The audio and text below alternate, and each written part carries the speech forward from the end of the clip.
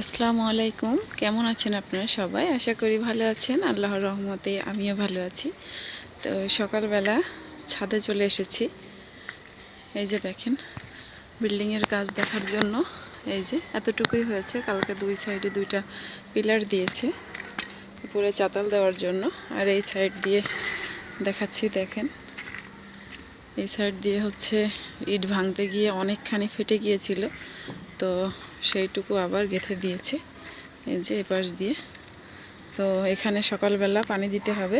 এই যে আমি বালতিতে করে পানি নিয়ে এসেছি, এখনও 8টা বাজেনি, আর 9টা না বাজলে তো মিস্ত্রিরা আসবে না। তো এখন আমি পানি দিয়ে তারপরে নিচে যাব। এই যে দেখেন পানি দিচ্ছি। তো নিজের ঘরের কাজ নিজে কিছু করতে পারলে অনেকটা আনন্দ লাগে। তো আমাদের বিল্ডিং তো কন্ট্রাক্টে দেওয়া, ওনারাই সব কিছু করে। তারপরেও আমি সময় পেলে আমার ভালো লাগে, আমি মাঝে মধ্যে কিছু করি। পানি দেওয়া হয়ে গিয়েছে, এখন এই যে বালতি আর মগ নিয়ে নিচে চলে যাচ্ছি।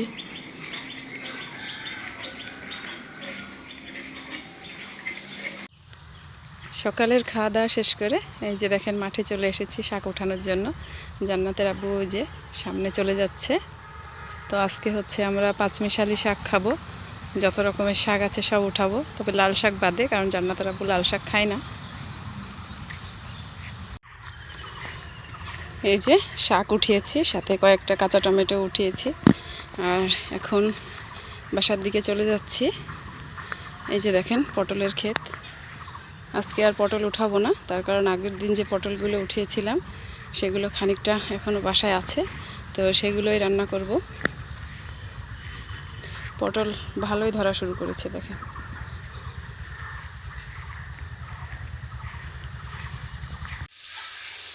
মাঠ থেকে এসে রান্না করার জন্য সব কিছু গুছিয়ে নিয়েছি। তো এখানে হচ্ছে চিংড়ি মাছ দিয়ে মুসুর ডালের বড়া তৈরি করব, যার কারণে ডালটা ভিজিয়ে দিয়েছি। আর এখানে তেলাপিয়া মাছ দিয়ে, পটল দিয়ে, আলু দিয়ে রান্না করব। কাঁচা টমেটো ভাজি করব। টমেটো কেটে নিয়েছি, ধনিয়া পাতা, আর এখানে কাঁচামরিচ আর পেঁয়াজ কেটে নিয়েছি। এই যে হচ্ছে সেই পাঁচমিশালি শাক মাঠ থেকে এনেছি, তো এগুলো চিংড়ি মাছ দিয়ে ভাজি করব। রান্না অর্ধেকটা হয়ে গিয়েছে, আর অর্ধেক এখন হচ্ছে।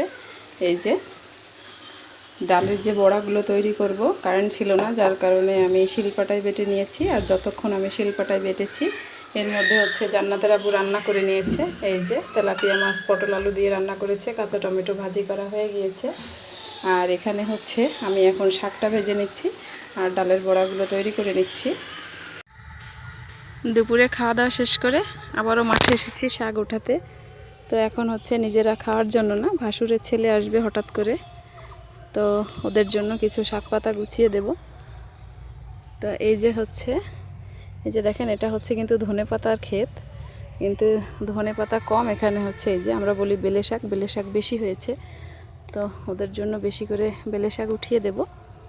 অনেকটা উঠিয়েছি, এই যে দেখেন অনেকগুলো উঠিয়েছি, আর আরও খানিকটা উঠাবো।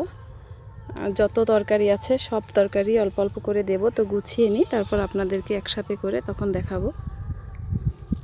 যেহেতু সন্ধ্যা করে আসছে, তো হয়তো কিছু খেতে চাইবে না, তারপরেও গরুর মাংস ভিজিয়ে দিয়েছি, তে হচ্ছে ছিটা রুটি করে দেব। এখানে রেখেছি কিছু পাকা কলা, সাথে দেব গরুর দুধ আর আমাদের পুকুরের মাছ। সব শাক পাতা তুলে এক জায়গায় করে ফেলেছি।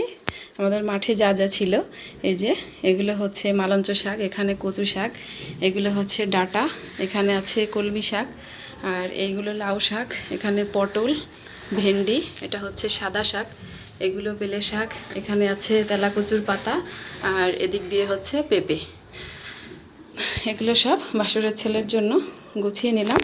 তো ও চলে এসেছে, ওকে খাবার দাবার দেওয়ার পর ও এগুলো নিয়ে তারপর চলে যাবে।